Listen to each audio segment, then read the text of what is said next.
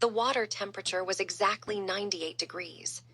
Alfred had adjusted it without my asking, reading the exhaustion in my posture when Selina and I had stumbled through the bunker's entrance 40 minutes ago. Bruce had been waiting, silent and grim, but he'd simply nodded when I'd walked past him toward the residential wing. Now I sat in the therapeutic jacuzzi built into the bunker's recovery suite, feeling the jets work against muscles that had been pushed far beyond their limits. My red armor was discarded on the tile floor, pieces scattered like shed skin. The water was starting to turn my thoughts liquid too, dissolving the sharp edges of what had just happened on High Street. 3 men had fallen. 3 monsters, maybe, but still men. I'd raised the grappling gun. I'd tried. The building wouldn't let me. Mind if I join you? Selina stood in the doorway, wrapped in a white towel that contrasted sharply with the bruises already forming on her shoulders. Her blonde hair was still damp from the shower she'd taken, plastered against her neck. Her blue eyes searched my face with an intensity that made me feel seen in a way that had nothing to do with masks or costumes. "Not at all," I said quietly.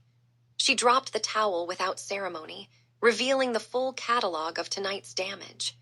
A nasty purple bruise across her ribs where one of Penguin's enforcers had landed a kick. Rope burns on her wrists from the zip ties. A cut on her thigh that Alfred had already butterfly bandaged. She was beautiful and battered and real in a way that made my chest ache. Selina descended the steps into the water with a small sigh of relief. The heat seemed to soften something in her expression. She moved through the water toward me, and I opened my arms automatically. She settled against me, her back to my chest, her head tucking under my chin. My arms wrapped around her waist, holding her like something precious that might slip away. "Tonight was hell," she murmured. "Yeah. Perhaps for a while, we can have a little bit of heaven together." I pressed my lips to her temple, tasting chlorine and shampoo and something uniquely Selina.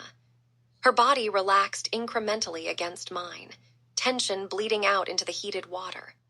For several minutes, we simply existed like that, 2 women who'd survived another night in Gotham's endless war, finding sanctuary in each other. "You tried to save them," Selina said eventually. It wasn't a question. My throat tightened. The building collapsed. I couldn't get a clean shot. The roof was. "Renee," she shifted in my arms, turning to face me. Water lapped between us as she studied my expression. "You tried, that matters." "Does it?" The words came out harsher than I intended. 3 men are dead. Shrek, Penguin, Joker. However terrible they were, I was there. I had a grappling gun. And we're standing on a collapsing building while trying to save a woman you love. Selina's hand came up to cup my cheek, her thumb brushing my cheekbone. "You made the only choice you could. The only choice anyone could. Batman would have found a way. Bruce would have gotten you both killed trying." The new voice made us both turn. Bruce Wayne stood in the doorway, his gray hair slightly disheveled, wearing an old cardigan over a dress shirt. He looked every one of his 65 years. "I reviewed the footage from your suit cam.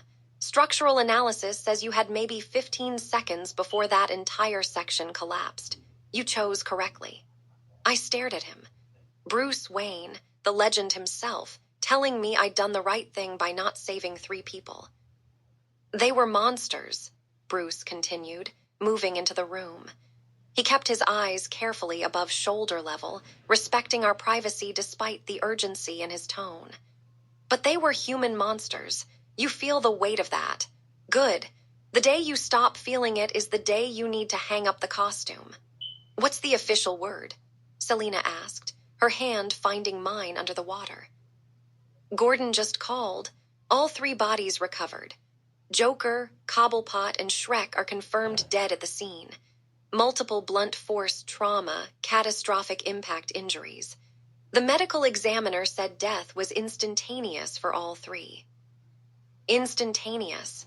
That was supposed to be a comfort, I supposed. They hadn't suffered. Just existed one moment and then didn't. Gordon wants to meet with you, Bruce added, looking at me.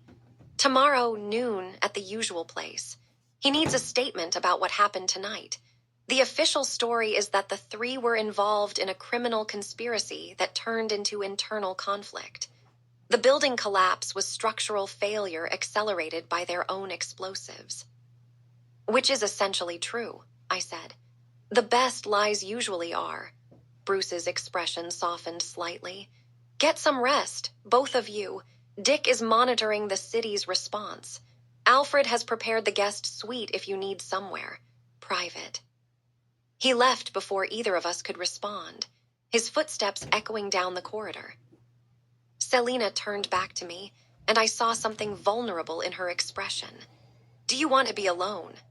No. The word came out immediately, with absolute certainty. I don't want to be alone. I want to be here with you for as long as you'll stay. She kissed me then, gentle and sweet and tasting of promise. When she pulled back, her smile was soft. I'm not going anywhere, Renee Thomas. You're stuck with me. Good, I whispered, pulling her close again. We stayed in the water until our fingers pruned, until the worst of the muscle aches had faded, until the immediate trauma of the night had dulled to something we could carry. Above us, Gotham continued its eternal cycle of crime and consequence. But here, in this underground sanctuary, we carved out a moment of peace. Heaven after hell. It would have to be enough.